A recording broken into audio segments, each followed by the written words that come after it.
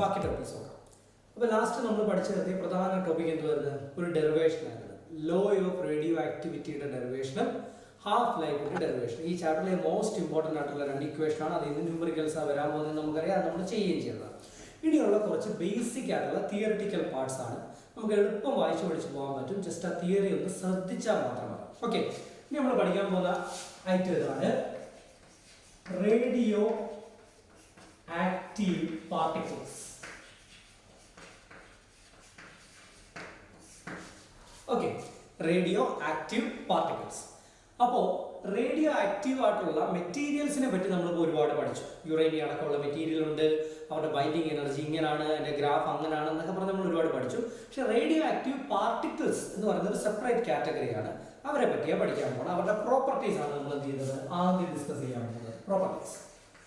അപ്പോൾ അവർ ബേസിക്കലി മൂന്ന് പേരാണ്, ആൽഫയും ബീറ്റയും ഗാമയും. അപ്പോൾ അവരുടെ മൂന്ന് പേരുടെയും പ്രോപ്പർട്ടീസിലൂടെ അവരെന്താണെന്ന് പഠിക്കാം. അപ്പോൾ ആൽഫ, ബീറ്റ ആൻഡ് ഗാമ.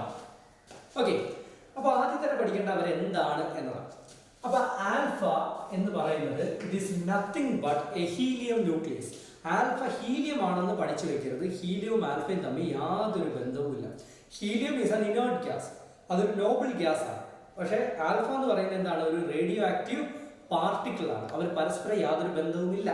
പക്ഷേ ഫിസിക്കൽ ഫീച്ചേഴ്സ് നോക്കുകയാണെങ്കിൽ ഒരു ഹീലിയത്തിന്റെ ന്യൂക്ലിയസ് എന്താണ്, അത് തന്നെ ആര്, ആൽഫ. ഹീലിയം ന്യൂക്ലിയസ് എന്താ രണ്ട് പ്രോട്ടോണും രണ്ട് ന്യൂട്രോണും വരുന്ന ന്യൂക്ലിയസ് ആണ് ആർക്കുള്ളത്, ഹീലിയത്തിന്. എങ്കിൽ ആൽഫയെ എടുത്തു വെച്ച് നോക്കിക്കഴിഞ്ഞാൽ കറക്റ്റ് ആയിട്ട് അതിന് രണ്ട് പ്രോട്ടോണും ഉണ്ട്, രണ്ട് ന്യൂട്രോണും ഉണ്ട്. 2 proton plus 2 neutron results in 4 atomic number. ഇല്ലേ? എന്ന് വെച്ചാൽ ആൽഫയുടെ അറ്റോമിക് നമ്പർ 4 ആയിരിക്കും, ഹീലിയത്തിന്റെ പോലെയാണ്. രണ്ട് പ്രോട്ടോൺ ഉള്ളത് കൊണ്ട് അതിന് രണ്ട് പോസിറ്റീവ് ചാർജ് അല്ലേ ഉണ്ടാകാൻ പോകുന്നത്. സോ രണ്ട് പ്രോട്ടോൺസ് അഥവാ അതിന് 2 പോസിറ്റീവ് ചാർജസ് എന്ത് ചെയ്യും, ഉണ്ടാകുകയും ചെയ്യും. അപ്പോൾ ഈ ഒരു ഫീച്ചർ ഹീലിയത്തിനോട് വളരെ സിമിലർ ആയതുകൊണ്ട് നമ്മൾ ഇതിനെ പറയുന്ന പേരാണ് alpha is equivalent to a helium nucleus. Okay, ഒരു ഹീലിയം ന്യൂക്ലിയസിന് ഇക്വലന്റ് ആണെന്ന് ആൽഫ. അങ്ങനെ പറയാനുള്ള കാരണം അതിനകത്ത് രണ്ട് പ്രോട്ടോണും ഉണ്ട്, രണ്ട് ന്യൂട്രോണും ഉണ്ട് എന്നതാണ്. ഇനി ബീറ്റ എന്താണെന്ന് വെച്ചാൽ it is nothing but electron. വെറും ഇലക്ട്രോൺ ആണ് ആര്, ബീറ്റ. എന്നാ പിന്നെ അങ്ങ് ഇലക്ട്രോൺ എന്ന് വിളിച്ചാൽ പോരെ. പക്ഷെ ഒരു പ്രത്യേകതയുണ്ട്, അതുണ്ടാകുന്ന സാഹചര്യം ഇലക്ട്രോണുമായി യാതൊരു ബന്ധവും ഇല്ലാത്തതാണ്. ഒന്നാമത്തെ പോയിന്റ്, അത് നമ്മൾ അടുത്ത ടോപ്പിക്കിൽ പഠിക്കും. ആൻഡ് മോസ്റ്റ് ഇമ്പോർട്ടൻറ്റ്, ഇതൊരു സാധാ ഇലക്ട്രോൺ അല്ല, it is A high energy electron. ഭയങ്കരമായ വെലോസിറ്റി ഉള്ള, ഭയങ്കരമായ കൈനറ്റിക് എനർജി ഉള്ള ഒരു ഇലക്ട്രോൺ ആണെന്ത്, ബീറ്റ. അത് ഭയങ്കര പവർഫുൾ ആണ്. അപ്പൊ അങ്ങനത്തെ ഒരു സ്പെഷ്യൽ ഇലക്ട്രോൺ ആണെന്ത്, ബീറ്റ എന്ന് പറയുന്നത്. So beta is A high energy electron. Gamma already നമ്മൾ 10ാം ക്ലാസ് തൊട്ട് പഠിക്കുന്ന it is N EM wave അല്ലേ. ഇലക്ട്രോ മാഗ്നറ്റിക് വേവിന്റെ സ്പെക്ട്രത്തിൽ അല്ലെങ്കിൽ സോളാർ സ്പെക്ട്രത്തിൽ ഏറ്റവും ഫ്രീക്വൻസി കൂടിയ കാറ്റഗറിയിൽ അങ്ങേ അറ്റത്ത് കിടക്കുന്ന ആളാണ് ആര്, gamma. So gamma is nothing but an electro magnetic wave. So ഇവർ മൂന്ന് പേരും എന്താണെന്നുള്ളത് ഇതിൽ നിന്ന് എന്താണ് വ്യക്തമാണ്. ഇനി നമുക്ക് ഇവരുടെ ചാർജ് നോക്കാം. ഹീലിയം ന്യൂക്ലിയസ് രണ്ട് പ്രോട്ടോൺ എന്ന് പറയുമ്പോൾ സ്വാഭാവികമായിട്ടും ഇത് പോസിറ്റീവ്ലി ചാർജ് ആയിരിക്കും. ഇലക്ട്രോൺ ആണ്, എന്തൊക്കെ പറഞ്ഞാലും ഇലക്ട്രോൺ ആണ് എന്ന് പറയുമ്പോൾ ഇത് നെഗറ്റീവ്ലി ചാർജ് ആയിരിക്കും. ഇലക്ട്രോ മാഗ്നറ്റിക് വേവ്, ഏത് ഇലക്ട്രോ മാഗ്നറ്റിക് വേവിനെ ആണെങ്കിലും എടുത്തോ. നമ്മൾ വീട്ടിൽ കാണുന്ന ലൈറ്റ്, സൺലൈറ്റ്, അല്ലെന്നുണ്ടെങ്കിൽ എന്താണ് അൾട്രാ വയലറ്റ്, ഇൻഫ്രാറെഡ് റേ, ഇവർ ആർക്കെങ്കിലും എന്തെങ്കിലും ചാർജ് ഉണ്ടോ, ഇല്ല. ഓക്കെ, അത് ഇലക്ട്രോ മാഗ്നറ്റിക് വേവ് ആയതുകൊണ്ട് തന്നെ അതിനെ ഡിഫ്ലക്ട് ചെയ്യിപ്പിക്കാൻ പറ്റും. പക്ഷെ അവർക്ക് എന്തെങ്കിലും പ്രത്യേകിച്ച് ചാർജ് ഉണ്ടോ, ഇല്ല. അതിനെ പോസിറ്റീവ്ലി ചാർജ് എന്നോ നെഗറ്റീവ് ചാർജ് എന്നോ വിളിക്കാൻ പറ്റൂ, ഇല്ല. So they are basically neutral. അപ്പൊ അതിന് പ്രത്യേകിച്ച് ചാർജ് ഒന്നുമില്ല.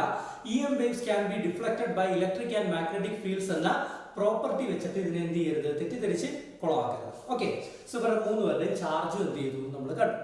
ഇനി നമുക്ക് മറ്റൊരു പ്രോപ്പർട്ടി നോക്കാം. അതായത് ഇവരുടെ പവറിനെ അളക്കുന്ന ചില പ്രോപ്പർട്ടീസ് ആണ്. അതായത് ഇവർ മൂന്ന് പേരും electro magnetic waves, radio active particles ആണ്. അപ്പോൾ റേഡിയോ ആക്റ്റീവ് എന്ന് പറയുന്നത് നല്ല പവർഫുൾ ആയിട്ടുള്ള ഒരു ഫിനോമിനയാണെന്ന് നമുക്ക് അറിയുകയും ചെയ്യാം. എങ്കിൽ ഇവരുടെ പവർ അവർ എക്സിബിറ്റ് ചെയ്യുന്ന ഏറ്റവും പ്രധാനപ്പെട്ട സിറ്റുവേഷൻ എന്താണെന്ന് വെച്ച് കഴിഞ്ഞാൽ ഒരു മെറ്റീരിയലിലൂടെ തുളച്ചു പോകുന്ന പ്രക്രിയയിലാണ്. അതായത് പെനിട്രേറ്റിംഗ് പവർ നമ്മൾ പറയും. ഓക്കെ, സോ ഇവിടെ നമ്മളിപ്പോൾ ചാർജിനെ പറ്റിയാണ് ഡിസ്കസ് ചെയ്യുന്നത് അല്ലേ. ഇനി അടുത്തത് പെനിട്രേറ്റിംഗ് പവർ. അതായത് ഒരു മെറ്റീരിയൽ അല്ലെങ്കിൽ ഒരു ഒബ്സ്റ്റക്കിളിലൂടെ തുളച്ച് അപ്പുറം പോകാനുള്ള കഴിവാണ്. അതായത് കോൺക്രീറ്റ് മതിലുകളിലൂടെ പോലും തുളച്ചപ്പുറം വരാൻ കഴിവുള്ള ഒരാളാണ് ആര്? ഗാമ. എന്ന് വെച്ചാൽ ഈ കൂട്ടത്തിലെ മോസ്റ്റ് പവർഫുൾ ആരാണ്? ഗാമ. അപ്പൊ പെനിട്രേറ്റിംഗ് പവറിന്റെ കാര്യത്തിൽ ഹൈയസ്റ്റ് ആണ് ആര്? ഗാമ. ഓക്കെ, ഇനി ആൽഫയും ബീറ്റയും കമ്പയർ ചെയ്യുമ്പോൾ ആൽഫ എന്ന് പറയുന്നത് വെറും ഒരു ന്യൂക്ലിയസ് ആണ്, വേറെ വലിയ അലങ്കാരങ്ങളൊന്നും അതിലില്ല. പക്ഷെ ബീറ്റയുടെ പേര് തന്നെ ഉണ്ട്, ഹൈ എനർജി അല്ലെ, നല്ല പവർ ഉണ്ട്. അപ്പൊ ബീറ്റ ഗാമയുടെ അത്രയും വരത്തില്ലെങ്കിലും ബീറ്റയാണ് സെക്കൻഡ് മോസ്റ്റ് പവർഫുൾ. അപ്പോ ഇവിടെ മോഡറേറ്റ്ലി പവർഫുൾ എന്ന് പറയാം, പക്ഷെ നമുക്ക് കുറച്ച് സ്പെസിഫിക് ആയിട്ട് പറയാം.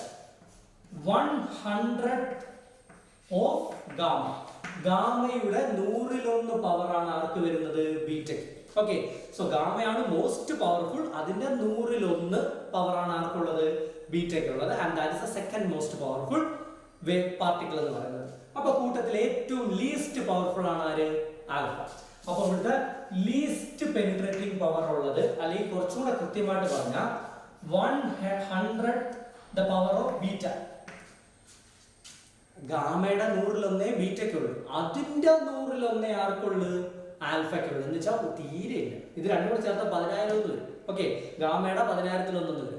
അത്രയും മാത്രമേ ആർക്കുള്ളൂ? ആൽഫയ്ക്കുള്ളൂ. അല്ലെങ്കിൽ സിംപ്ലി ഈ കണക്കൊന്നും പഠിക്കണ്ട, ലീസ്റ്റ് എന്ന് എന്ത് ചെയ്താൽ മതി? പഠിച്ചാൽ മതി.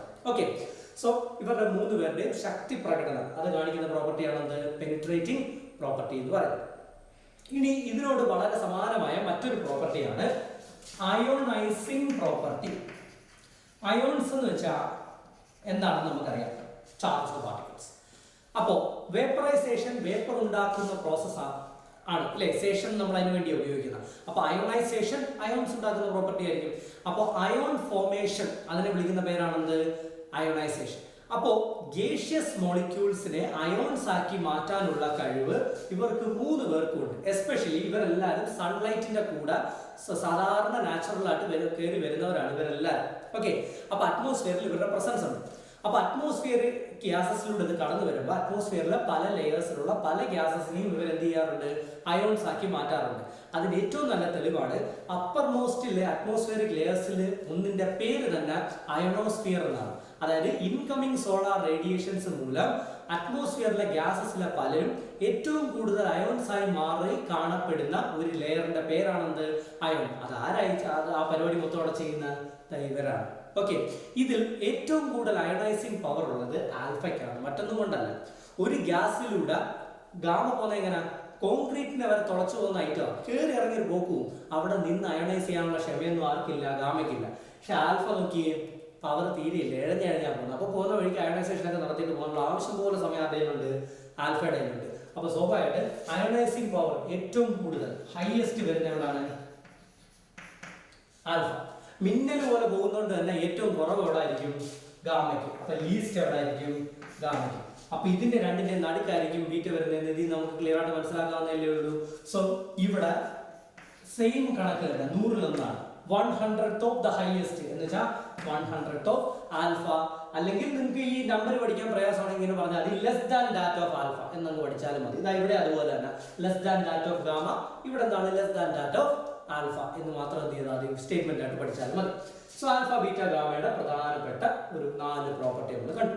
സോ ഇവിടെ എല്ലാം നമ്മൾ വ്യത്യസ്ത പ്രോപ്പർട്ടിയാണ് കണ്ടത്. ഇനി നമുക്ക് ഇവരുടെ കുറച്ച് സിമിലർ ആയിട്ടുള്ള പ്രോപ്പർട്ടീസ് എന്ത് ചെയ്യാം നോക്കാം. ഓക്കെ, ഇനി ഇവരുടെ സിമിലർ ആയിട്ടുള്ള ഒരുപാട് പ്രോപ്പർട്ടീസ് ഉണ്ട്. ഏറ്റവും ഫേമസ് ആയിട്ടുള്ള 1-2 പ്രോപ്പർട്ടീസ് പറയാം. അതായത് ഇവർക്ക് 3 പേർക്കും ഫോട്ടോഗ്രാഫിക് പ്ലേറ്റിനെ അഫക്ട് ചെയ്യാൻ പറ്റും. അതായത് ഫോട്ടോഗ്രാഫിക് പ്ലേറ്റിനെ അഫക്ട് ചെയ്യാന്ന് വെച്ചാൽ നമുക്കറിയാം, ഒരുവിധപ്പെട്ട ഏതൊരു ലൈറ്റും ഒരു ഫോട്ടോഗ്രാഫിക് ഫിലിമിനകത്ത് വന്ന് പതിഞ്ഞു കഴിഞ്ഞാൽ അവിടെ റിയാക്ഷൻ നടക്കും, അങ്ങനെയാണ് ഇമേജ് പ്രൊഡ്യൂസ് ചെയ്യുന്നത് എന്നുള്ളത് ഹൈസ്കൂൾ സയൻസിൽ തന്നെ നമ്മൾ പഠിച്ചതാണ്. ആ സെയിം ലൈറ്റ് കാണിക്കുന്ന ആ പ്രോപ്പർട്ടി ഇവർക്ക് 3 പേർക്കും എന്ത് ചെയ്യാൻ പറ്റും? ചെയ്യാൻ പറ്റും. So all these radio active particles alpha, beta and gamma affects photographic plate. Okay, അത് അവർക്ക് 3 പേർക്കും കോമൺ ആയിട്ടുള്ള ഒരു പ്രോപ്പർട്ടി. പിന്നെ ഫ്ലൂറസെൻസ് എന്ന് പറയുന്ന ഫിനോമിനൻ നമ്മൾ എന്ത് ചെയ്തിട്ടുണ്ട്? കെമിസ്ട്രിയിലും മറ്റും പഠിച്ചിട്ടുള്ളതാണ് അല്ലേ? ലൈറ്റിനെ അബ്സോർബ് ചെയ്ത് റീഎമിറ്റ് ചെയ്യുക, തിളങ്ങുന്ന ആ പ്രോപ്പർട്ടി. അപ്പൊ ആ പ്രോപ്പർട്ടി പ്രൊഡ്യൂസ് ചെയ്യാൻ ആർക്ക് പറ്റും? ആൽഫയ്ക്കും ബീറ്റയ്ക്കും ഗാമയ്ക്കും എന്ത് ചെയ്യും? ഒരുപോലെ പറ്റും. ഓക്കെ, അപ്പൊ ഇവർക്ക് 3 പേർക്കും കൂടെ കോമൺ ആയിട്ട് പറയാവുന്ന 2 പ്രോപ്പർട്ടീസ് ആണ്. all of them affects photographic plate and produces fluorescence. 2 points. അപ്പം 2 4 ഇപ്പൊ തന്നെ 6 പോയിന്റ് ആയിട്ടുണ്ട്. പ്രോപ്പർട്ടീസ് ഏകദേശം 60. ഇതിൽ കൂടുതലുണ്ട്, പക്ഷെ നമുക്ക് വെറുതെ ഡിസ്കസ് ചെയ്ത് കാർഡ് തരണ്ട. ജസ്റ്റ് സഫീഷ്യന്റ് ആയിട്ടുള്ള മോസ്റ്റ് ഇമ്പോർട്ടന്റ് ആയിട്ടുള്ള പ്രോപ്പർട്ടീസ് ഒന്നിച്ച് എന്ത് ചെയ്യാം, നമുക്ക് നിർത്താം. ഓക്കെ,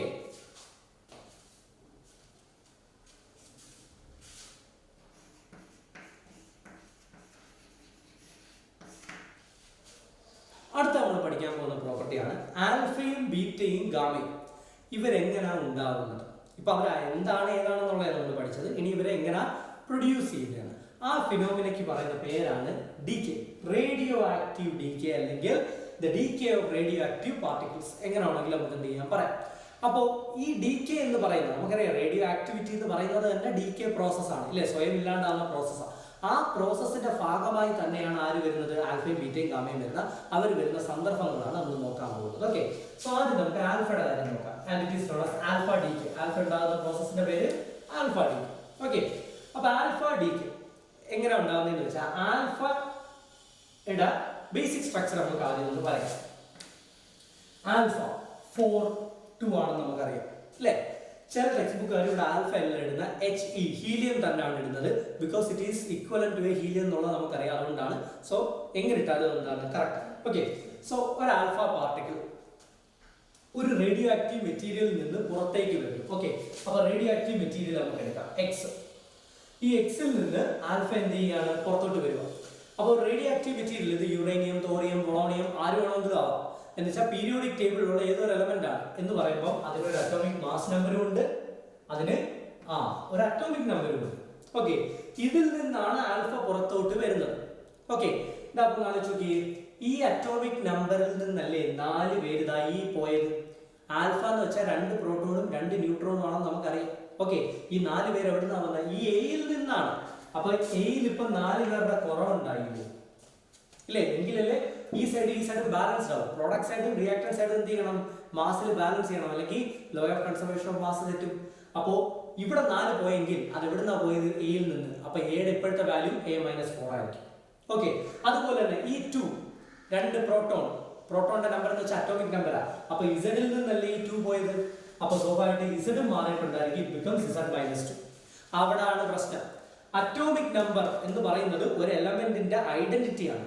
അറ്റോമിക് നമ്പർ മാറിയ ആ എലമെന്റേ മാറുമെന്ന് നമ്മൾ പഠിച്ചിട്ടുണ്ട്. അപ്പൊ എക്സിന്റെ അറ്റോമിക് നമ്പർ ഇസഡാ. ഇപ്പൊ ഫോർ എക്സാമ്പിൾ 13 ആണെന്ന് വെച്ചോ.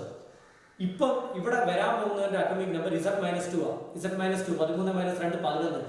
13 അലൂമിനിയം ഇപ്പൊ ആരായിട്ടുണ്ട്? സോഡിയം ആയിട്ടുണ്ടെന്നുള്ള അവർ തമ്മിൽ എന്തെങ്കിലും ബന്ധമുണ്ടോ? ഒരു ബന്ധമില്ല. എന്ന് വെച്ചാൽ എക്സിൽ നിന്ന് ആൽഫ പോയി കഴിഞ്ഞാൽ പിന്നെ ഉണ്ടാകുന്നത് എൻറ്റയർലി ന്യൂ ആയ മറ്റൊരു എലമെന്റ് ആയിരിക്കും.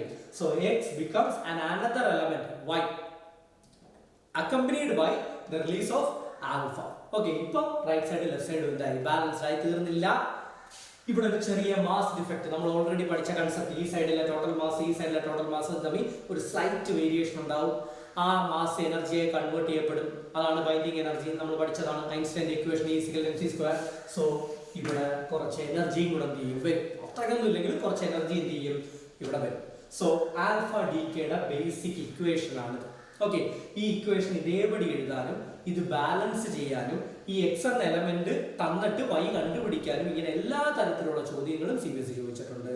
സോ ഇത് നല്ല രീതിയിൽ പഠിക്കുക. ഇത് വെറുതെ കാണാൻ പഠിച്ച് സമയം കളയരുത്, ഇതിനെ മനസ്സിലാക്കി പഠിച്ചാൽ മതി. ഓക്കെ, അപ്പൊ ആൽഫ ഡീകേ പ്രോസസ്സർ ഉണ്ട്. പക്ഷെ അപ്പോഴും ഒരു ചോദ്യം നമ്മൾ അവിടെ അഡ്രസ് ചെയ്തില്ല. എന്തിന് ആൽഫ ഡീകേ? എപ്പോഴാണ് ആൽഫ ഡീകേ? ഒരു കാരണം വേണ്ട ഇതൊക്കെ സംഭവിക്കുന്നത്. കാരണം മറ്റൊന്നുമല്ല, അതായത് റേഡിയോ ആക്റ്റീവ് പ്രോപ്പർട്ടീസ് കാണിക്കുന്ന വസ്തുക്കളുടെ പ്രത്യേകത നമ്മൾ ഈ ഗ്രാഫിൽ പഠിച്ചതാണ്, ഓർക്കുന്നുണ്ടായിരുന്നു. ഓക്കെ, ഈ ഗ്രാഫ് പഠിച്ചപ്പോൾ ഇതിന്റെ അവസാന ഭാഗത്തുള്ള ഇവരാണ് റേഡിയോ ആക്റ്റീവ് എന്ന് നമ്മൾ കണ്ടു. അവസാന ഭാഗത്തുള്ളവരുടെ പ്രത്യേകത അവർക്ക് അറ്റോമിക് മാസ് എന്തായിരിക്കും? ഭയങ്കര ഹൈ ആയിരിക്കും. ഓക്കെ, അവർക്ക് അറ്റോമിക് മാസ് എന്തായിരിക്കും? ഭയങ്കര ഹൈ ആയിരിക്കും. മാസ് കൂടുതൽ എന്ന് വെച്ചാൽ നല്ല തടിച്ചു കൊടുത്തത് എന്ന് വേണമെങ്കിൽ നമുക്ക് സാധാരണ ഭാഷയിൽ പറയാം. അപ്പൊ ഏറ്റവും കൂടുതൽ ഭാരം കൂടിയ നല്ല തടിച്ചു കൊഴുത്തിരിക്കുന്നവർക്ക് മാത്രമുള്ള പ്രോപ്പർട്ടിയാണെന്ത്?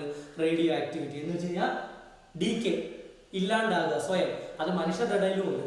ഓവർ വെയിറ്റ് ഉള്ള തടിച്ചു കൊഴുത്തിരിക്കുന്നവർക്ക് സ്വാഭാവികമായിട്ട് എന്ത് ചെയ്യും? സ്വയം ഇല്ലാണ്ടായിക്കോളും. അറ്റാക്ക് എന്തെങ്കിലും വന്നത് സ്വന്തമായിട്ട് എന്ത് ചെയ്തോളും? തീർന്നോളും. നമുക്ക് നല്ലപോലെ അറിയാവുന്ന കാര്യമല്ലേ. അപ്പോൾ സ്വാഭാവികമായിട്ടും ഇത്രയും മാസ് കൂടി സ്വയം ഇല്ലാണ്ടാകുന്ന പ്രോസസ്സായ റേഡിയോ ആക്റ്റീവ് എന്ന അവസ്ഥയിൽ നിൽക്കുന്നവർക്ക് രക്ഷപ്പെടണം അല്ലേ? അത്രയും അവസ്ഥയിൽ എത്തുന്ന ഏതൊരു മനുഷ്യർക്കും തോന്നും അറ്റാക്ക് വന്ന് ചാവുന്നതിന് മുമ്പ് എന്തെങ്കിലുമൊക്കെ ചെയ്ത് എന്ത് ചെയ്യാം, ഹെൽത്തി ആവാം. അത് സ്വാഭാവികമായിട്ട് എന്ത് ചെയ്യും, ഓടാനോ നടക്കാനോ എന്തെങ്കിലും പോയിട്ട് അവരുടെ വെയിറ്റ് കുറയ്ക്കത്തില്ലേ? സോ എന്ത് ചെയ്യും, അവർ അവരുടെ വെയിറ്റ് കുറയ്ക്കാൻ ശ്രമിക്കും. എന്തിനു വേണ്ടിയിട്ട്? ഹെൽത്തി ആവാൻ വേണ്ടിയിട്ട്, സ്റ്റേബിൾ ആകാൻ വേണ്ടിയിട്ട് അല്ലേ? ഈ ഭാഗത്തുള്ളവർ അൺസ്റ്റേബിൾ ആണെന്ന് നമ്മൾ പ്രോപ്പർട്ടി എഴുതി പഠിച്ചതാണ്. സോ ആൽഫയുടെ ആവശ്യം ഇത്രയേ ഉള്ളൂ. ഒരു radio active material highly unstable അല്ലെങ്കിൽ ഓവർ വെയിറ്റ് ആകുമ്പോൾ അവർ ആൽഫയെ പുറത്തോട്ട് വിടും. അപ്പൊ ആൽഫ എന്താണ്? നമ്മൾ എക്സസൈസ് ചെയ്ത് ഉരുക്കി കളയുന്ന ഫാറ്റ് പോലെ. ഓക്കെ, അപ്പൊ ആൽഫ എന്ത് ചെയ്യും, പുറം തള്ളിയിട്ട് എന്ത് ചെയ്യും, വെയിറ്റ് കുറയ്ക്കും. അപ്പൊ എക്സ് തടിച്ചൊരുത്തനാണെങ്കിൽ വൈ എന്താ, 4 കിലോ കുറഞ്ഞവരാണ്. ഇവിടെ എ ഉണ്ടായിരുന്നു, ഇവിടെ -4 ഉണ്ട്. ഓക്കെ, അപ്പൊ ഒരു ആൽഫ ഇറക്കി വിട്ടപ്പോൾ 4 കിലോ വെയിറ്റ് കുറഞ്ഞ് കുറച്ച് ഫിറ്റ് ആയി, സ്റ്റേബിൾ ആയതുപോലെ ഇരിക്കും. ഓക്കെ, അപ്പൊ ആൽഫ പുറത്തോട്ട് വിടുന്ന സന്ദർഭം ഏതാണ്? ഹൈലി അൺസ്റ്റേബിൾ ആയ radio active materials emits alpha to attain stability. Okay, നല്ല ഭാരമുള്ളവർ എക്സസൈസ് ചെയ്ത് കുറച്ച് കിലോ കുറയ്ക്കും. എന്തിന്? ഹെൽത്തി ആകാൻ. ഈ സെയിം സെന്റൻസ് സയൻസിലോട്ട് മാറ്റിയാൽ അതെന്തായി? Alpha. Highly radioactive and unstable ആയ ഹെവി ന്യൂക്ലിയസ് എമിറ്റ്സ് ആൽഫ. എന്തിന്? To become stable. ഓക്കെ, കാരണം മാസ് കുറഞ്ഞാൽ അതെന്താവും, സ്റ്റേബിൾ ആവും. അപ്പൊ ആൽഫ എപ്പോഴാണ് എമിറ്റ് ചെയ്യുന്നത് എന്നുള്ള കണ്ടീഷൻ എന്ത് ചെയ്യണം, പഠിക്കണം. സോ ഈ എൻ്റെ ടോപ്പിക്ക് രണ്ട് കാര്യം പഠിക്കാറുണ്ട്. ഈ ഇക്വേഷൻ എങ്ങനെ എഴുതുന്നതെന്ന് മനസ്സിലാക്കി പഠിക്കുക, ആൽഫ വരുന്ന സന്ദർഭം എന്താണെന്ന് പഠിക്കുക. And that's it. അത്രേ ഉള്ളൂ എന്ത്, ആൽഫ ഡികെ. ഓക്കെ,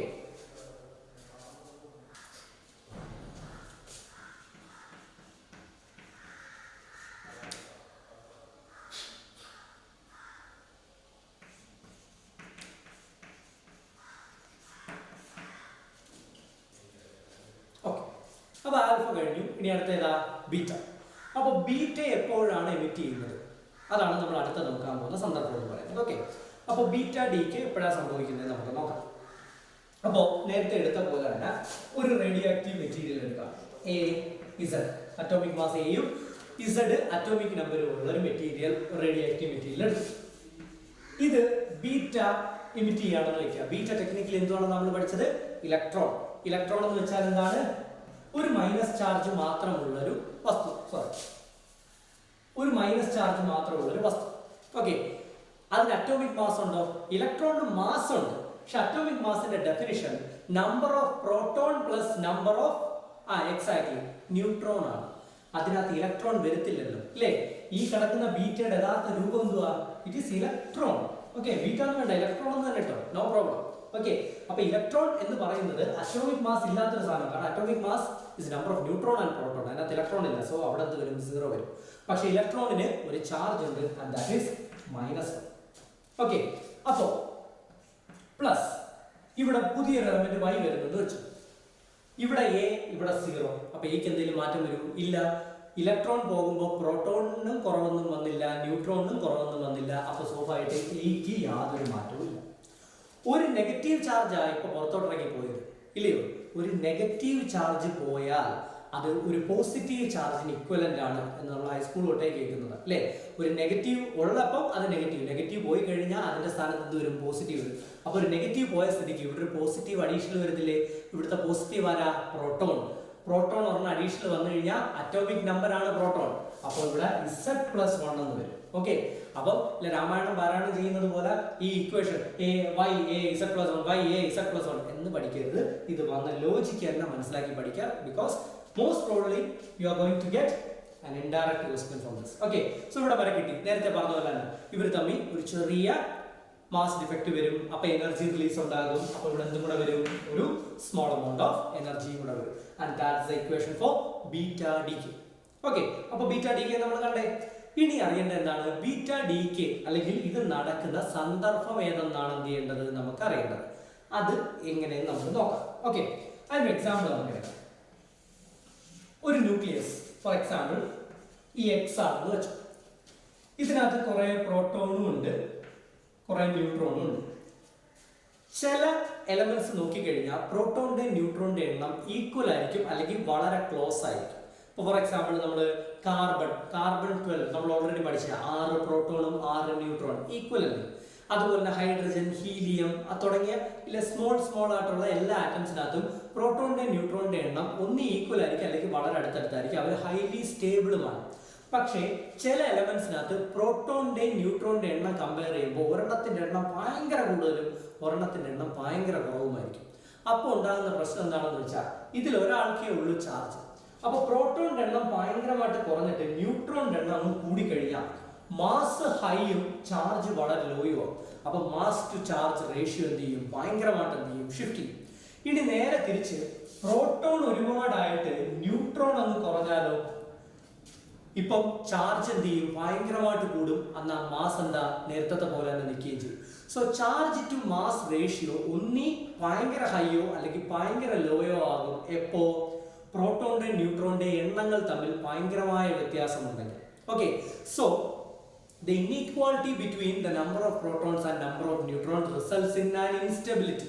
ഓക്കെ, അതായത് ഒരു ഭാഗം മാത്രം ഒരുപാട് പേരുണ്ടെങ്കിൽ, ഇപ്പോൾ ഫോർ എക്സാമ്പിൾ നമ്മൾ നോക്കുകയാണെന്നുണ്ടെങ്കിൽ ഏതൊരു രാജ്യത്തിൻ്റെയും കേസ് എടുത്തു കഴിഞ്ഞ് കഴിഞ്ഞാൽ, അല്ലെങ്കിൽ ഒരുതപ്പെട്ട ഡെവലപ്പിംഗ് രാജ്യങ്ങളുടെയൊക്കെ പല ഉദാഹരണം എടുത്തു കഴിഞ്ഞ് കഴിഞ്ഞാൽ, ഏതെങ്കിലും ഒരു പർട്ടിക്കുലർ മതം ഒരുപാട് കൂടുതലും ചില മതങ്ങൾ വളരെ കുറവുണ്ടെങ്കിൽ അവിടെ ഫുള്ള് പ്രശ്നങ്ങളായിരിക്കും. ഓക്കെ, ഇല്ലെന്നുണ്ടെങ്കിൽ ഒരു സംസ്ഥാനത്ത് നമ്മൾ സെക്സ് റേഷ്യോ എന്ന് പറയുന്ന ഒരു സാധനമുണ്ട്. ഏതൊരു സ്ഥലത്ത്, അത് ഏത് രാജ്യമാവട്ടെ ഏത് അവസ്ഥയിലുള്ള സ്ഥലമാവട്ടെ, മെയിൽസിന്റെയും ഫീമെയിൽസിന്റെ എണ്ണം ഈക്വൽ ആയിരിക്കണം, അല്ലെങ്കിൽ അത് വളരെ ക്ലോസ് ആയിരിക്കണം, എങ്കിലാണ് വളരെ പ്രൊഡക്റ്റീവ് ആയിട്ടുള്ളൊരു എന്താണ് പോപ്പുലേഷൻ ഗ്രോത്ത് ഉണ്ടാകത്തോട് എന്ന് നമ്മൾ ഹിസ്റ്ററിയിലും സിവിക്സിലും ഹ്യൂമൻ ജോഗ്രഫിയിലും ഒക്കെ പഠിച്ചിട്ടുള്ളത് അല്ലേ? അപ്പോൾ പല സ്ഥലങ്ങളിലും മെയിൽ ടു ഫീമെയിൽ റേഷ്യോ മാറി കഴിയുമ്പോൾ ഭയങ്കരമായിട്ടുള്ള ഡ്രാസ്റ്റിക് മെഷേഴ്സ് ഗവൺമെന്റ് എടുക്കും. കാര്യം എന്താ? അത് ഹൈ അൺസ്റ്റെബിലിറ്റി ആണ് ക്രിയേറ്റ് ചെയ്യുന്നത്.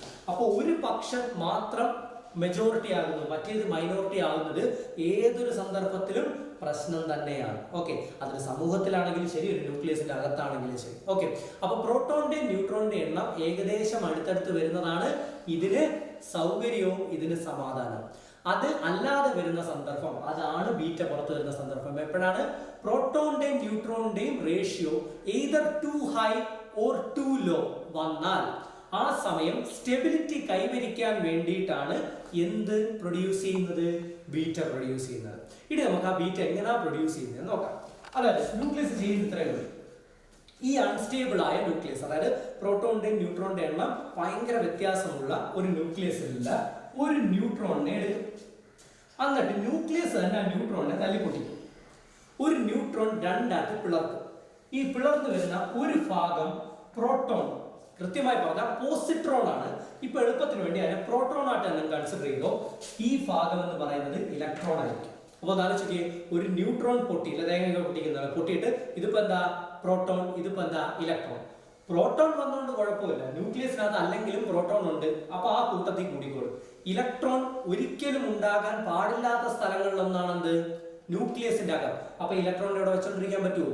ഒരിക്കലും ഇല്ല.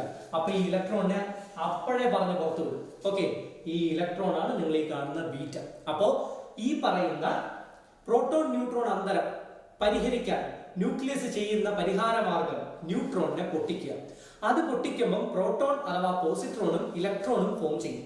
അതിൽ ഇലക്ട്രോണിന് അവിടെ സ്ഥാനമില്ല, ആ ഇലക്ട്രോൺ അവിടെ ഉണ്ടാകാൻ പാടില്ല. അപ്പൊ വന്ന ഫോഴ്സിൽ തന്നെ ഇറക്കി പുറത്തോട്ട് വിടും വിത്ത് ഹൈ എനർജി.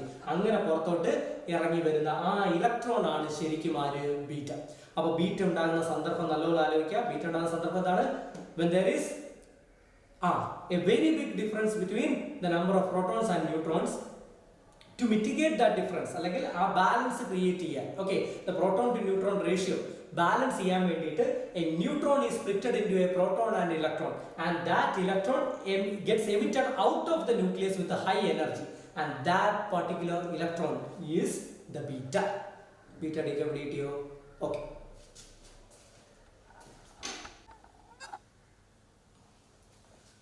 അടുത്ത നമ്മൾ നോക്കുന്നത് ഗാമ ഡീകെ ആണ്. ലാസ്റ്റ് സാധനം. അപ്പം ഗാമ പ്രൊഡ്യൂസ് ചെയ്യുന്ന മെത്തേഡാണെന്ത്? Gamma decay. അതൊരു സ്പെഷ്യൽ മെത്തേഡോ ഒരു പുതിയ സംഭവമൊന്നുമല്ല, നമുക്ക് ഇതിന്റെ കൂട്ടത്തിൽ തന്നെ പറഞ്ഞു പോകുന്നതേ ഉള്ളൂ. ആൽഫ ബീറ്റ ഡീകെയുടെ രണ്ടുപേരുടെ ഇക്വേഷൻ എഴുതിയപ്പോഴും അതിനകത്തൊരു എനർജി വന്നായിരുന്നു. പക്ഷെ നമ്മൾ അവിടെ ഒന്നും പറഞ്ഞില്ല എനർജി എവിടെ പോയി, ആ എനർജിക്ക് എന്ത് പറ്റി എന്നൊക്കെ. അത് പൊട്ടിത്തെറിച്ച് ബോംബ് പോലെ പുറത്തോട്ട് വരുമോ? ഇല്ല, അങ്ങനൊന്നും സംഭവിക്കത്തൊന്നുമില്ല. പകരം ആ എനർജി ന്യൂക്ലിയസിനകത്ത് തന്നെ ട്രാപ്പ് ചെയ്യപ്പെടും. അപ്പോൾ സംഭവിക്കുന്ന ഒരു പെക്യൂലിയർ ഫിനോമിനൻ മൂലമാണ് എന്ത് ചെയ്യുന്നത്? ഗാമ പ്രൊഡ്യൂസ് ചെയ്യുന്നത്. എങ്ങനെയെന്ന് വെച്ചാൽ നിങ്ങൾ ഇലക്ട്രോൺ എനർജി ലെവൽസ് കണ്ടിട്ടുണ്ട് അല്ലേ? n = 1 ground level, n = 2, n = 3, 4, 5, 6. അതുപോലെ തന്നെ ന്യൂക്ലിയസിലും എനർജി ലെവൽ ഉണ്ട്. ഓക്കെ, നമ്മൾ ഈ കാണുന്ന ഇലക്ട്രോണുകൾക്ക് മാത്രമല്ല എനർജി ലെവൽ ഉള്ളത്. ഈ പറയുന്ന ന്യൂക്ലിയസിൽ എന്തുണ്ട്? ഗ്രൗണ്ട് സ്റ്റേറ്റ് ഉണ്ട്, ഫസ്റ്റ് എക്സൈറ്റഡ് സ്റ്റേറ്റ് ഉണ്ട്, സെക്കൻഡ് എക്സൈറ്റഡ് സ്റ്റേറ്റ് ഉണ്ട്. സോ അതിലും എന്തുണ്ട്?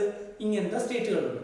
അപ്പോ ഈ ആൽഫയോ ബീറ്റയോ പ്രൊഡ്യൂസ് ചെയ്യുന്നതിന് മുന്നേ ന്യൂക്ലിയസ് ഗ്രൗണ്ട് സ്റ്റേറ്റിൽ സമാധാനമായിട്ടിരിക്കുകയായിരുന്നു എന്ന് വെച്ചോ. അപ്പോഴാണ് ഇതിൽ നിന്നൊരു ആൽഫ പ്രൊഡ്യൂസ് ചെയ്തത്. അപ്പൊ ഈ ആൽഫ പ്രൊഡ്യൂസ് ചെയ്യുമ്പോൾ അതിനകത്ത് എനർജി വരത്തില്ലേ? ആ എനർജി ആൽഫ എടുത്തോണ്ട് പോയോ? ഇല്ല, അതിപ്പോഴും എവിടെ തന്നെ ഉണ്ട്? ന്യൂക്ലിയസിനകത്തുണ്ട്. അപ്പോ നേരത്തെ ഉണ്ടായിരുന്നതിനേയും കാട്ടി കൂടുതൽ എനർജി ഇപ്പൊ ആർക്ക് കിട്ടി? ന്യൂക്ലിയസിന് കിട്ടി. ആ എനർജി വെച്ചുകൊണ്ട് ഗ്രൗണ്ട് സ്റ്റേറ്റ് ഇരിക്കാൻ പറ്റൂ? ഇല്ല. നമുക്കറിയാം all these energy levels are quantised. ഒരു കോൺസ്റ്റന്റ് എനർജി കൊണ്ട് മാത്രമേ ഒരു പർട്ടിക്കുലർ എനർജി ലെവൽ എന്ത് ചെയ്യാൻ പറ്റൂ? ഇരിക്കാൻ പറ്റൂ. അപ്പൊ ഈ എനർജി വെച്ചുകൊണ്ട് ഇവിടെ ഇരിക്കാൻ പറ്റൂല. പകരം എക്സൈറ്റഡ് ആയി മറ്റൊരിടത്ത് പോയി എന്ത് ചെയ്യണം? ഇരിക്കേണ്ടി വരും. ഇത് തന്നെയാണ് ബീറ്റ ആണ് പുറത്തോട്ട് പോയെങ്കിലും ഇത് തന്നെ സംഭവിക്കുന്നത്. ബീറ്റ ആണ് പുറത്തോട്ട് പോകുന്നതെങ്കിലും there also some energy is left behind and that energy is left behind where? Inside the nucleus. So ആ ന്യൂക്ലിയസിനാണ് എനർജി കിട്ടിയെങ്കിൽ then energy of the nucleus increases. അപ്പൊ അത് ഗ്രൗണ്ടിൽ നിന്ന് എന്ത് ചെയ്യും? ഇൻക്രീസ്ഡ് എനർജി ലെവലായ എക്സൈറ്റഡ് സ്റ്റേറ്റിൽ പോകും. നമ്മൾ ഹൈസ്കൂളിൽ തൊട്ട് കേൾക്കുന്ന കാര്യമല്ലോ, excited level is highly unstable. അവിടെ പോയാൽ യാതൊരു സ്വസ്ഥതയില്ല, പോയ പോലെ തിരിച്ചു വരുമെന്ന്. ഇവിടെ അത് തന്നെ സംഭവിക്കും. ഈ ന്യൂക്ലിയസ് പോയതുപോലെ തന്നെ എന്ത് ചെയ്യും? തിരിച്ചു വരും. അപ്പൊ ഈ എടുത്ത എനർജി പുറത്തോട്ട് കൊടുത്തല്ലേ പറ്റൂ. ബോറിന്റെ ഫ്രീക്വൻസി കണ്ടീഷൻ, ഒരു എനർജിയും കൊണ്ടാണ് മുകളിലോട്ട് പോയെങ്കിൽ അതേ എനർജി പുറത്തോട്ട് കളഞ്ഞേ തിരിച്ചു വരും. ആ പുറത്തോട്ട് കളയുന്ന എനർജി ഒരു ഇലക്ട്രോ മാഗ്നറ്റിക് വേവ് ആയിരിക്കും. ഇപ്പൊ കറക്റ്റ് ആയില്ലേ? ഇവിടെ ഗാമ ആരാണ്? ഇലക്ട്രോ മാഗ്നറ്റിക് വേവ് ആണ്. അപ്പൊ ഇലക്ട്രോൺ ട്രാൻസിറ്റ് ചെയ്യുമ്പോൾ പുറത്തോട്ട് വരുന്ന ഇലക്ട്രോ മാഗ്നറ്റിക് വേവ് ഇൻഫ്രയും അൾട്രയും ഒക്കെ ആണെങ്കിൽ ന്യൂക്ലിയസ്, അതിലും വലിയ സംഭവമായ ന്യൂക്ലിയസ് ട്രാൻസിഷൻ നടത്തുമ്പോൾ പുറത്തോട്ട് വരുന്ന ഇലക്ട്രോ മാഗ്നറ്റിക് വേവ് ആണെന്ത്? Gamma. Okay, so gamma produce ചെയ്യുന്നത് ഒരു സ്പെഷ്യൽ സന്ദർഭത്തിലല്ല. ആൽഫയുടെ കൂടെയും ഗാമ വരും, ബീറ്റയുടെ കൂടെയും ഗാമ വരും. കാര്യം എന്താ? ആൽഫ പ്രൊഡ്യൂസ് ചെയ്യുന്ന എനർജിയാണ് ബീറ്റയുടെ പിന്നിൽ, ഗാമയുടെ പിന്നിൽ. അതുപോലെ തന്നെ ബീറ്റ പ്രൊഡ്യൂസ് ചെയ്യുന്ന എനർജിയാണെന്ത്? ഗാമയുടെ പിന്നിൽ. സോ ഒരിക്കൽ ഈ ക്വസ്റ്റ്യൻ വന്നിട്ടുണ്ട്, CBSE ചോദിച്ചിട്ടുള്ളതാണ്. അതായത് ആൽഫയും ബീറ്റയും ഗാമയും ഇതിൽ ഒരുമിച്ച് പ്രൊഡ്യൂസ് ചെയ്യുന്ന, ഒരു ന്യൂക്ലിയസിൽ നിന്ന് ഒരുമിച്ച് പ്രൊഡ്യൂസ് ചെയ്യുന്ന പെയർസ് ഏതാണെന്ന്. ആൽഫയും ഗാമയും ഒരുമിച്ച് വരും, ബീറ്റയും ഗാമയും ഒരുമിച്ച് വരും. പക്ഷെ ആൽഫയും ബീറ്റയും ഒരിക്കലും ഒരുമിച്ച് വരത്തില്ല. നമ്മൾ ഓൾറെഡി കണ്ട് ഓവർ വെയിറ്റ് വരുമ്പോൾ ഉപയോഗിക്കുന്ന പ്രോസസ്സാണ് ആൽഫ, അല്ലേ? അന്തരം, പ്രോട്ടോണിന്റെയും ന്യൂട്രോണിന്റെയും ഡിഫറൻസ് പരിഹരിക്കാൻ ഉപയോഗിക്കുന്നതാണ് എന്ത്? ബീറ്റ. പരസ്പര ബന്ധമില്ലാത്ത സന്ദർഭമല്ലേ? അപ്പൊ ആൽഫ വരുന്നിടത്ത് നിന്ന് ബീറ്റ വരൂല, ബീറ്റ വരുന്നിടത്ത് നിന്ന് ആൽഫയും വരൂല. പക്ഷെ ഇവർ രണ്ടുപേരും വരുന്നിടത്ത് നിന്ന് ആര് വരും? കറക്റ്റായിട്ട് ഗാമ വരും. സോ ഗാമ എമിറ്റ് ചെയ്യുന്ന സിറ്റുവേഷൻ ആണ്. പിടികിട്ടിയോ? അത്രയേ ഉള്ളത് ഗാമ ഡീകേ എന്ന് പറയുന്നത്. ഓക്കെ,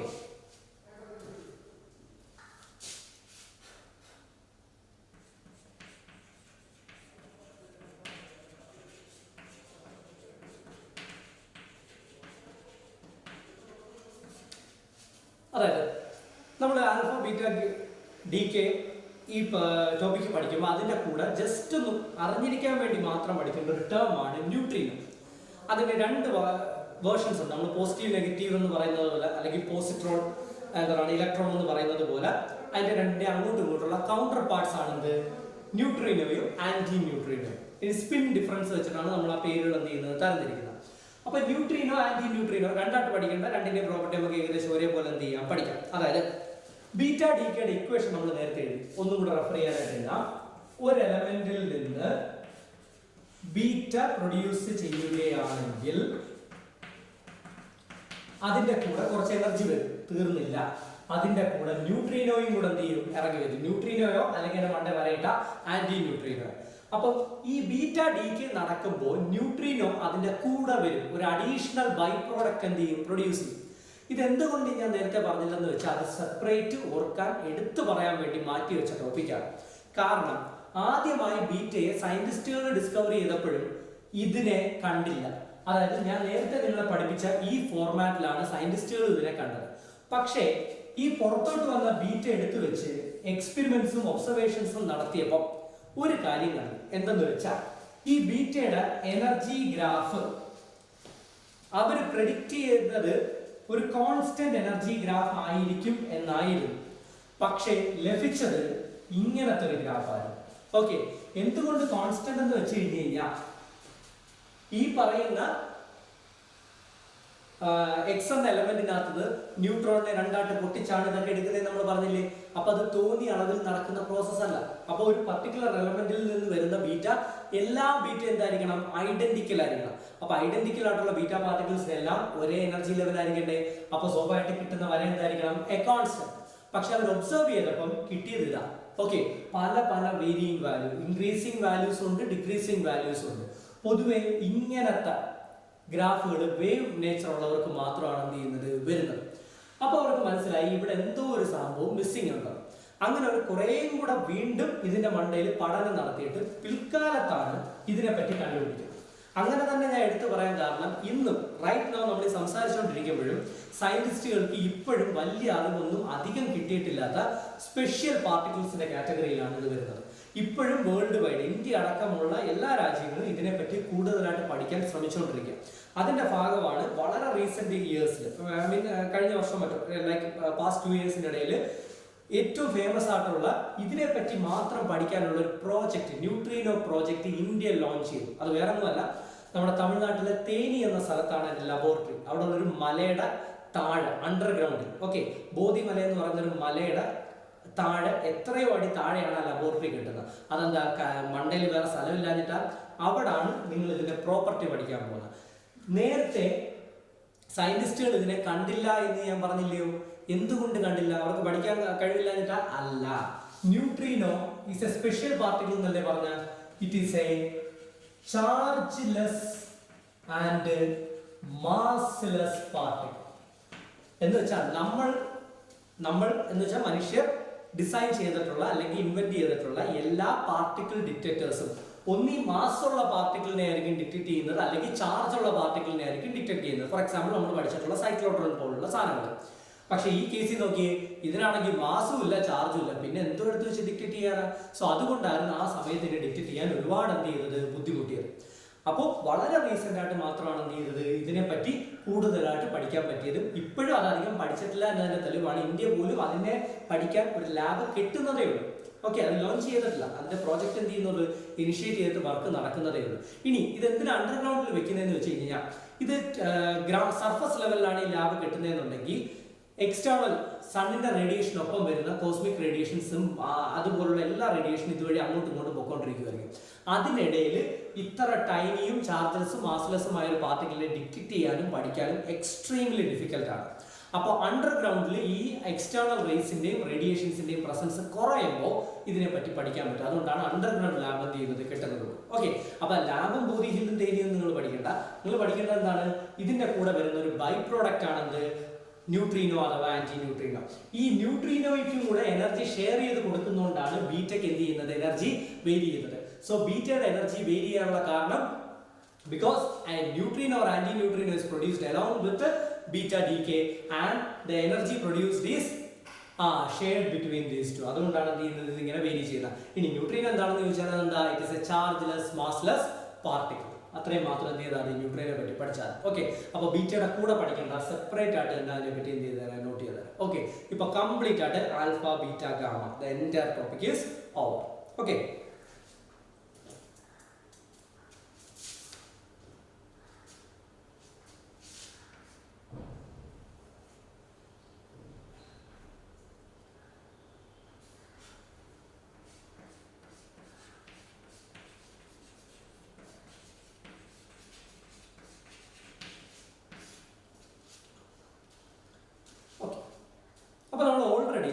ന്യൂക്ലിയർ റിയാക്ഷൻ പഠിച്ചതാണ്.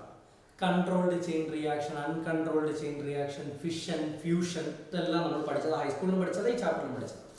അതിൽ ഫിഷൻ, ന്യൂക്ലിയർ ഫിഷൻ എന്ന പ്രോസസ്സാണ് വേൾഡ് വൈഡ് പ്രൊഡക്റ്റീവ് ആയിട്ടുള്ള എനർജി റിസോഴ്സ് ആയിട്ട് എന്ത് ചെയ്യുന്നത്? ഉപയോഗിക്കുന്നത്. അത് ഉപയോഗപ്പെടുത്തുന്ന പ്ലാന്റിനെ നമ്മൾ പറയുന്ന പേരാണ് ന്യൂക്ലിയർ പവർ പ്ലാന്റ് അഥവാ ന്യൂക്ലിയർ റിയാക്ടർ എന്ന് പറയുന്നത്. ഓക്കെ, അപ്പൊ അതിന്റെ ഡീറ്റെയിൽസ് പഠിക്കണം. Because it is very economically and commercially important. Okay, നമുക്ക് ഇന്ത്യക്ക് എത്രയോ ന്യൂക്ലിയർ പ്ലാന്റുകളുണ്ട്. അപ്പോൾ അതുകൊണ്ട് തന്നെ അങ്ങനെ ഒരു ഇമ്പോർട്ടൻസ് പുറത്തുള്ളത് കൊണ്ട് തന്നെ ക്വസ്റ്റ്യൻ പേപ്പറിൽ, even though it is very easy and simple, question പേപ്പറിൽ എന്താണ് ഒരു ഇമ്പോർട്ടൻറ്റ് ടോപ്പിക്കാണ്. നിങ്ങൾ വലുതായിട്ടൊന്നും പഠിക്കേണ്ട, ന്യൂക്ലിയർ റിയാക്ടറിന്റെ പടമൊന്നും പഠിക്കേണ്ട. ന്യൂക്ലിയർ റിയാക്ടർ എന്ന് പറഞ്ഞാൽ നമുക്ക് ചുമ്മാ സ്കെച്ച് ചെയ്യാൻ പറ്റുന്ന സിമ്പിൾ ഡയഗ്രാം ഒന്നുമല്ല, അത് കോംപ്ലിക്കേറ്റഡ് സ്ട്രക്ചറാണ്. ഓക്കെ, അപ്പോൾ പടമൊന്നും പഠിക്കേണ്ട, നിങ്ങൾക്ക് എക്സ്പ്ലെയിൻ ചെയ്യാൻ വേണ്ടി മാത്രം ഞാൻ ജസ്റ്റ് ഒരു സ്കെച്ച് വരയ്ക്കാം. അതിന്റെ പാർട്സും ഫംഗ്ഷൻസും ആണ് മസ്റ്റ് ആയിട്ടും പഠിക്കേണ്ടത്. ഓക്കെ, അപ്പോൾ മെയിൻ പോയിന്റ്സ് എന്തൊക്കെയാണ്? ന്യൂക്ലിയർ റിയാക്ടർ ഉപയോഗിക്കുന്നത് എനർജി പ്രൊഡ്യൂസ് ചെയ്യാനാണ്. കൃത്യമായിട്ട് പറഞ്ഞാൽ ന്യൂക്ലിയർ എനർജി ഹീറ്റ് എനർജി ആക്കി മാറ്റും. ഓക്കെ, ആ ഹീറ്റിനെയാണ് പിന്നീട് നമ്മൾ എന്താക്കുന്നത്? ഇലക്ട്രിക്കൽ എനർജി ആക്കുന്നത്. ഈ ന്യൂക്ലിയർ റിയാക്ടറിനകത്ത് നടക്കുന്ന പ്രോസസ് എന്താണ്? Energy production, heat energy production from nuclear energy. ഇതിനു വേണ്ടി ഉപയോഗിക്കുന്ന പ്രോസസ് ഏതാണ്? Controlled chain reaction. Okay, controlled chain reaction. അത് ഏതിലാണ് ആ റിയാക്ഷൻ വരുന്നത്? ന്യൂക്ലിയർ ഫിഷനിലാണ് എന്ത് ചെയ്യുന്നത്? ആ റിയാക്ഷൻ വരുന്നത്. ഓക്കെ, ഇതിന് എക്സാമ്പിൾ ആയിട്ട് നമ്മൾ ഓൾറെഡി ഫിഷനിൽ പഠിച്ച യുറേനിയത്തിന്റെ ഇക്വേഷൻ ഏത് വേണമെങ്കിലും എന്ത് ചെയ്യാം, നിങ്ങൾക്ക് ഉപയോഗിക്കാം. ഇനി ഒരു ന്യൂക്ലിയർ റിയാക്ടറിന്റെ പ്രധാന ഭാഗങ്ങൾ നമുക്ക് നോക്കാം. ഫോർ എക്സാമ്പിൾ, യുറേനിയം ഉപയോഗിച്ച് വർക്ക് ചെയ്യുന്ന ഒരു ന്യൂക്ലിയർ റിയാക്ടർ ആണെങ്കിൽ ആ യുറേനിയത്തിനെ റിഫൈൻ ചെയ്യും. അല്ലേ, അയൺ തന്നെ മണ്ണിനടിയിൽ നിൽക്കുന്ന അയൺ നേരിട്ട് എടുത്തിട്ടാണ് നമ്മുടെ വീട്ടിൽ ഇരിക്കുന്ന കത്തിയും മറ്റുമൊക്കെ ഉണ്ടാക്കുന്നത്. അല്ല, അതിന് റിഫൈൻ ചെയ്യും. അങ്ങനെ റിഫൈൻ ചെയ്ത് കിട്ടുന്ന യുറേനിയത്തിന്റെ പേരാണ് എൻറിച്ച്ഡ് യുറേനിയം. അതിനെ കുഴലുകൾ പോലെ, നമ്മുടെ ചോപ്പീസ് ഒക്കെ ഇരിക്കുന്ന പോലെ കുഴൽ രൂപത്തിൽ, റോഡ് രൂപത്തിൽ എന്ത് ചെയ്യും? മാറ്റും. അപ്പോ ഇതേപോലെ കണ്ട പൈപ്പ് പോലെ ഇരിക്കുന്നത് പോലെ റോഡ് ഷേപ്പിൽ എന്ത് ചെയ്യും? യുറേനിയം എടുക്കും. ഓക്കെ, സോ ഇത് മൊത്തം എന്താണ്? ഈ കാണുന്ന ഇത് കംപ്ലീറ്റ് യുറേനിയം, അല്ലെങ്കിൽ ഇവിടെ ഉപയോഗിക്കുന്ന റിയാക്ഷന് വേണ്ടി ഉപയോഗിക്കുന്ന ഇന്ധനം എന്ന അർത്ഥത്തിൽ ഇതിനെ ഇവിടെ വിളിക്കുന്ന പേരാണ് ഫ്യൂൽ. ഫ്യൂൽ ആയിട്ട് എന്തൊക്കെ വരാം? തോറിയം വരാം, യുറേനിയം വരാം, റേഡിയോ ആക്റ്റീവ് ആയിട്ടുള്ള മിക്ക മെറ്റീരിയൽസ് എന്ത് ചെയ്യാൻ വരാം. സോ അത് റോഡ് ഷേപ്പിൽ എടുത്തു. എന്നിട്ട് ഈ ഓരോ റോഡുകളുടെ ഇടയിലുള്ള ഈ ഗ്യാപ്പിൽ മറ്റൊരു റോഡ് എന്ത് ചെയ്യും? സ്ഥാപിക്കും. ഓക്കെ, അത് റേഡിയോ ആക്റ്റീവ് മെറ്റീരിയൽ വെച്ചിട്ടല്ല ഉണ്ടാക്കുന്നത്. അതിനുവേണ്ടി പ്രധാനമായിട്ട് ഉപയോഗിക്കുന്നത് കാഡ്മിയം എന്നൊരു മെറ്റീരിയലാണ്. ഓക്കെ, അതിനുവേണ്ടി പ്രധാനമായിട്ട് ഉപയോഗിക്കുന്നത് കാഡ്മിയം എന്നൊരു മെറ്റീരിയലാണ്. ഓക്കെ, ഇത് എന്തിനാണെന്ന് വെച്ച് കഴിഞ്ഞാൽ ഈ യുറേനിയത്തിൽ നടക്കുന്ന റിയാക്ഷനെ കൺട്രോൾ ചെയ്യാൻ ഉപയോഗിക്കുന്നതാണ്. അതെങ്ങനെയെന്നുള്ളത് പറയാം. അതുകൊണ്ട് തന്നെ ആ ഫംഗ്ഷൻ വെച്ചിട്ട് ഇവരെ വിളിക്കുന്ന പേരാണ് control roads.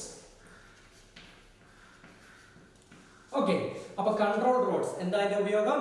To control the rate of the reaction. യുറേനിയത്തിൽ നടക്കുന്ന റിയാക്ഷന്റെ റേറ്റ് കൺട്രോൾ ചെയ്യുക. അതിന് ഉപയോഗിക്കുന്ന മെറ്റീരിയൽ ഏതാണ്? കാഡ്മിയം. ഓക്കെ, ഇനി ഇതിനെ ഒരു ചേംബറിനകത്താണ് എന്ത് ചെയ്തിരിക്കുന്നത്? വെച്ചേക്കുന്നത്. ഒരു ക്ലോസ്ഡ് ചേംബറിനകത്താണ് വെച്ചേക്കുന്നത്. എന്നിട്ട് ഇവരിയ്ക്കുന്ന ഈ ഫുൾ ചേംബർ കംപ്ലീറ്റ് ആയിട്ട് ഹെവി വാട്ടർ കൊണ്ടോ അല്ലെങ്കിൽ ഗ്രാഫൈറ്റ് കൊണ്ടോ ഫില്ല് ചെയ്യും. ഓക്കെ, അപ്പൊ ഹെവി വാട്ടർ, സാധാ വാട്ടർ എന്താ? H2. എങ്കിൽ ഹെവി വാട്ടർ എന്ന് പറയുന്നത് ഡ്യൂറ്റീരിയം വെച്ചിട്ടുണ്ടാകുന്ന വാട്ടർ, അതായത് D2. അപ്പം ഹെവി വാട്ടർ അല്ലെങ്കിൽ ഗ്രാഫൈറ്റ്, രണ്ട് എക്സാമ്പിൾസ് പഠിക്കും. ഓക്കെ, ഇത് വെച്ചിട്ട് എന്ത് ചെയ്യും? ഇതിനകം മൊത്തം ഫില്ല് ചെയ്യും. ഓക്കെ, എന്തിനെന്ന് വെച്ചാൽ യുറേനിയത്തിന്റെ അല്ലെങ്കിൽ ന്യൂക്ലിയർ ഫിഷൻ റിയാക്ഷൻ നടക്കുമ്പോൾ അതിൽ നിന്ന് 3 ന്യൂട്രോൺ പുറത്തോട്ട് വരുമെന്ന് ഓൾറെഡി നമ്മൾ ഇക്വേഷനിൽ പഠിച്ചിട്ടുണ്ട് അല്ലേ? ആ 3 ന്യൂട്രോൺ ബോംബ് പൊട്ടുന്നതിനെ കാട്ടി ഭീകരമാണ് ഇവിടെ നടക്കുന്ന റിയാക്ഷൻ. അപ്പൊ ആ ന്യൂട്രോൺ പുറത്തോട്ട് വരുമ്പോൾ സ്ലോയിലായിരിക്കും വരുന്നത്, ബോംബ് പൊട്ടിയിട്ടല്ലേ വരുന്നത്. അപ്പൊ അത് ഭയങ്കര ഫാസ്റ്റ് ആയിട്ടായിരിക്കും വരുന്നത്. അത്രയും ഫാസ്റ്റ് ആയിട്ട് മൂവ് ചെയ്യുന്ന ന്യൂട്രോൺസിനെ കൊണ്ട് ഈ റിയാക്ഷൻ മുന്നോട്ട് കൊണ്ടുപോയിക്കാൻ പറ്റത്തില്ല. ന്യൂക്ലിയർ ഫിഷൻ റിയാക്ഷന്റെ മെയിൻ കണ്ടീഷൻ ആണ് സ്ലോ മൂവിംഗ് ന്യൂട്രോണിനെ ഈ റിയാക്ഷൻ നടത്താൻ പറ്റും എന്നത്. അപ്പൊ ഈ ന്യൂട്രോണിന്റെ സ്പീഡ് കുറയ്ക്കണം. ഇതിനകത്ത് നടക്കുന്ന സ്ഫോടനത്തിൽ നിന്ന് പുറത്തേക്ക് തെറിച്ചു വരുന്ന ന്യൂട്രോണിന്റെ സ്പീഡ് കുറയ്ക്കണം. ആ സ്പീഡ് കുറയ്ക്കുന്ന പണിയാണ് ആർക്കുള്ളത്? ഇതിനകത്ത് നിറച്ചിരിക്കുന്ന ഹെവി വാട്ടർ അഥവാ ഗ്രാഫൈറ്റിന്. ആ അർത്ഥത്തിൽ ഇവരെ വിളിക്കുന്ന പേരാണ് മോഡറേറ്റർ. മോഡറേറ്റർ എന്ന് വെച്ചാൽ എന്താ? ഒരു മധ്യസ്ഥത വയ്ക്കുക, അല്ലെങ്കിൽ ഒരു മിഡിൽ റേഞ്ചിൽ എത്തിക്കുക അല്ലെ? സ്പീഡ് കുറയ്ക്കാൻ നമ്മൾ ഉദ്ദേശിക്കുന്നത് എന്താ? ഒരു മീഡിയം റേഞ്ചിൽ എത്തിക്കുക. അപ്പോൾ ഈ ഫാസ്റ്റ് മൂവിംഗ് ന്യൂട്രോണിന്റെ വേഗത കുറയ്ക്കാൻ ഉപയോഗിക്കുന്ന material filled inside the chamber is moderator. അതിന്റെ എക്സാമ്പിൾ എന്തൊക്കെയാണ്? ഹെവി വാട്ടറും ഗ്രാഫൈറ്റ്. ഓക്കെ, ഇനി ഇവിടെ നടക്കുന്ന റിയാക്ഷൻ നമുക്കറിയാം, it is equivalent to an explosion. അങ്ങനെ എക്സ്പ്ലോഡ് ചെയ്യുമ്പോൾ ഉറപ്പായിട്ടും പുറത്തേക്ക് വരുന്നത് എന്താണ്? Heat energy. അപ്പൊ ഈ ഹീറ്റ് എനർജി ഇവിടെ നിന്നാ പോരല്ലോ, പുറത്തേക്ക് എടുക്കണ്ടേ. അപ്പൊ ഈ ചേംബറിന് ഔട്ടറിലൂടെ മറ്റൊരു ചേംബർ കൺസ്ട്രക്ട് ചെയ്യും. എന്നിട്ട് ഇതിലൂടെ വാട്ടർ ഫ്ലോ ചെയ്യിപ്പിച്ചുകൊണ്ടേയിരിക്കും. സോ വാട്ടറിന്റെ ഉപയോഗം എന്താണ്? To absorb the heat from within. ഇതിനുള്ളിൽ ഉണ്ടാകുന്ന ഹീറ്റ് എനർജി പുറത്തേക്ക് എന്ത് ചെയ്യുക? മാറ്റാം. നമ്മുടെ കാറിന്റെ റേഡിയേറ്റർ അത് തന്നെയല്ലേ ചെയ്യുന്നത്. എഞ്ചിനകത്ത് ഉണ്ടാകുന്ന ഹീറ്റ് പുറത്തേക്ക് എടുക്കുക. അതിന് റേഡിയേറ്ററിനകത്ത് നമ്മൾ എന്ത് ഒഴിക്കുന്ന? വെള്ളമായിരിക്കും ഉപയോഗിക്കുന്ന, അല്ലെങ്കിൽ കൂളന്റ് ആയിരിക്കും അല്ലേ? അപ്പൊ വാട്ടർ എക്സാമ്പിൾ ആണെങ്കിൽ വാട്ടറിന്റെ ഫംഗ്ഷൻ എന്താണ്? ടു കൂൾ ഇൻസൈഡ് എന്ന അർത്ഥത്തിൽ ഈ ഫില്ല് ചെയ്തേക്കുന്ന സാധനത്തിനെ നമ്മൾ എന്തെന്ന് പറയും? കൂളന്റ് എന്ന് പറയും. ഓക്കെ, അതിന് എക്സാമ്പിൾ ആയി നിങ്ങൾക്ക് എന്ത് പറയാം? വാട്ടർ പറയാവുന്നതാണ്. ഓക്കെ, അപ്പൊ ഈ സർക്കുലേറ്റ് ചെയ്യുന്ന വാട്ടർ കണ്ടിന്യൂസ് ആയിട്ട് എന്ത് ചെയ്യും? ഇതിൽ നിന്ന് ഹീറ്റ് അബ്സോർബ് ചെയ്യും. ഇത്രയും ഭയങ്കര ഹീറ്റ് വാട്ടറിന് വന്നാൽ വെറും 100 ഡിഗ്രി അടുപ്പിന്റെ മണ്ടേ വെച്ച് ആവിയാവുന്ന സാധനമാണ് ഈ വാട്ടർ. ഓക്കെ, ആ വാട്ടറിലേക്കാണ് ഒരു ബോംബ് എക്സ്പ്ലോഷനിൽ നിന്ന് വന്ന ഹീറ്റ് കൊടുത്തത്. അപ്പൊ അത് വെറും സ്റ്റീം അല്ല, സൂപ്പർ സ്റ്റീമായി മാറും. ഹൈ പ്രഷർ സ്റ്റീമാണ്. ഈ സ്റ്റീമിനെ എന്തെങ്കിലും ഒരു വാൽവോ മറ്റോ വെച്ചിട്ട് പുറത്തേക്ക് എന്ത് ചെയ്യും? കൊണ്ടുവരും. ഈ പുറത്തോട്ട് വരുന്ന സ്റ്റീം ഇനി ബാക്കി നമ്മുടെ ഭാഗമല്ല, അത് മൊത്തം ജനറേറ്ററിന്റെ ഭാഗം. ഈ സ്റ്റീം നേരെ ടർബൈനിൽ പോകും, ടർബൈൻ കറങ്ങും, ജനറേറ്റർ കറങ്ങും, ഇലക്ട്രിസിറ്റി പ്രൊഡ്യൂസ് ചെയ്യും. ഇത് നമ്മൾ EVS സോഷ്യൽ സയൻസിനകത്തും സാധാ സയൻസിനകത്തും ഒക്കെ എന്താണ് 5ാം ക്ലാസ് ഒക്കെ പഠിക്കുന്നത്. ഓക്കെ, സോ ഇവിടുന്ന് അങ്ങോട്ട് എന്താണ്? ഇലക്ട്രിസിറ്റി പ്രൊഡക്ഷൻ ആണ്. അത് ന്യൂക്ലിയർ റിയാക്ടറിന്റെ ഭാഗമല്ല. ഓക്കെ, സോ ന്യൂക്ലിയർ റിയാക്ടർ ഇത്രയുമാണ്. സോ ഇത്രയും ടേംസ് ആണ് നമ്മൾ മെയിൻ ആയിട്ട് പഠിക്കേണ്ടത്. ഫ്യൂൽ എന്താണ്? അതിന്റെ എക്സാമ്പിൾ യുറേനിയം. കൺട്രോൾ റോഡ്സ് എന്താണ്? To control the rate of the reaction. Okay, അതിന് എക്സാമ്പിൾ എന്താണ്? കാഡ്മിയം. ഇതിനകത്ത് ഫില്ല് ചെയ്തേക്കുന്ന ഈ സാധനത്തിന്റെ പേര് എന്താണ്? മോഡറേറ്റർ. അതിന്റെ ഫംഗ്ഷൻ എന്താണ്? അതിന്റെ എക്സാമ്പിൾ എന്താ? Heavy water, graphite. പിന്നെ സർക്കുലേറ്റ് ചെയ്യുന്ന വാട്ടർ എന്താണ്? കൂളന്റ്. ഓക്കെ, ഇനി എല്ലാവരുടെ ഫംഗ്ഷൻ, ഫ്യൂലിന്റെ ഫംഗ്ഷൻ എന്തുവാ? Fuel is something which provides energy അല്ലേ? അപ്പൊ യുറേനിയം അത് തന്നെയാണ് ഇവിടെ ചെയ്യുന്നത്. ആ അർത്ഥത്തിലാണ് ഫ്യൂലിന്റെ പേര് പറയുന്നത്. എന്താ? Uranium gives the heat energy by the process of nuclear fission. ഇനി കൺട്രോൾ റോഡ്സ് എന്ന് വിളിക്കാൻ കാരണം നമുക്കറിയാം ഇവിടെ ഉപയോഗിക്കുന്ന കൺട്രോൾഡ് ചെയിൻ റിയാക്ഷൻ ആണ്, അൺകൺട്രോൾഡ് അല്ല. ഇവർ തമ്മിലുള്ള വ്യത്യാസം എന്താ? യുറേനിയം ഫിഷൻ നടന്ന് 3 ന്യൂട്രോൺ പുറത്തോട്ട് വരുന്നതിൽ 2 പേരെ തിരിച്ചു പിടിച്ചിട്ട് ഒരാളെ മാത്രം പുറത്തോട്ട് വിട്ടാൽ കൺട്രോൾഡ് ചെയിൻ റിയാക്ഷൻ. 3 പേരെ തുറന്നു വിട്ടിട്ട് പടപടാന്ന് പൊട്ടിക്കാൻ തുടങ്ങി കഴിഞ്ഞു കഴിഞ്ഞാൽ it is atom bomb, uncontrolled chain reaction. അപ്പോൾ ഒരാളെ മാത്രമേ പുറത്ത് വിടാവൂ. അപ്പോൾ ബാക്കി 2 പേരെ ആര് വിളിച്ചോണ്ട് പോകും? അതിനാണ് ഈ സാധനം. ഓക്കെ, കാഡ്മിയത്തിന് ന്യൂട്രോണിനെ അബ്സോർബ് ചെയ്യാനുള്ള കപ്പാസിറ്റി ഉണ്ട്. അപ്പൊ ഈ റോഡ് ഇവിടെ നമുക്ക് ഉയർത്തുകയും താഴ്ത്തുകയും ചെയ്യാം. അതിനനുസരിച്ച് ഇവിടെ പ്രൊഡ്യൂസ് ചെയ്ത ന്യൂട്രോണിനെ എത്രത്തോളം അബ്സോർബ് ചെയ്യണമെന്ന് നമുക്ക് പുറത്തിരുന്നുകൊണ്ട് എന്ത് ചെയ്യാം? ഡിസൈഡ് ചെയ്യാൻ പറ്റും. അപ്പൊ സ്വാഭാവികമായിട്ട് ഇവിടുത്തെ ന്യൂട്രോണിന്റെ എണ്ണം കൺട്രോൾ ചെയ്യുന്ന റോഡ്സ് എന്ന അർത്ഥത്തിലാണ് അവരെ കൺട്രോൾ റോഡ്സ് എന്ന് പറയുന്നത്. മെറ്റീരിയൽ ഏതാണ്? Cadmium. Why? Because cadmium has the capacity to absorb neutrons. ഇത്രയേ ഉള്ളൂ ഒരു കാര്യം. So that is a nuclear reactor. ഇതൊരു ജസ്റ്റ് എക്സ്പ്ലനേഷന് വേണ്ടി ഉപയോഗിക്കുന്ന പടമാണ്. എന്നെക്കാട്ടി ബെറ്റർ ആയിട്ട് വേണമെങ്കിൽ നിങ്ങൾക്ക് സ്കെച്ച് ചെയ്തിടാൻ തെറ്റില്ല. പക്ഷെ മെയിൻ ആയിട്ട് ഈ parts and functions and the principle behind it, അതാണ് മെയിൻ ആയിട്ട് എന്ത് ചെയ്യേണ്ടത് ഇവിടെ പഠിക്കേണ്ടത്. ഓക്കെ, സോ ഇത്രയും കൂടെ ആവുമ്പോൾ എന്ത് ചെയ്യണം? നമ്മുടെ ചാപ്റ്റർ തീരുവാണ്, ന്യൂക്ലിയർ എന്ന ചാപ്റ്റർ. ഓക്കെ, അപ്പോൾ ഈ ചാപ്റ്ററിന്റെ ത്രൂ ഔട്ട് പല പല സെഷനായിട്ടാണ് പഠിപ്പിച്ചേക്കുക. ഇന്ന് ഈ പഠിപ്പിച്ച ഭാഗങ്ങൾ കംപ്ലീറ്റ് തിയറിറ്റിക്കൽ ആയിരുന്നു. എങ്കിൽ ഇതിനു മുമ്പ് പഠിപ്പിച്ചത് മൊത്തം ന്യൂമറിക്കൽ ഓറിയന്റഡ് ആയിരുന്നു. സോ ആ വെയിറ്റേജ് ഡിഫറൻസ് മനസ്സിലാക്കി തന്നെ എന്ത് ചെയ്യാനായിട്ട് പഠിച്ചു തരും. ഓക്കെ.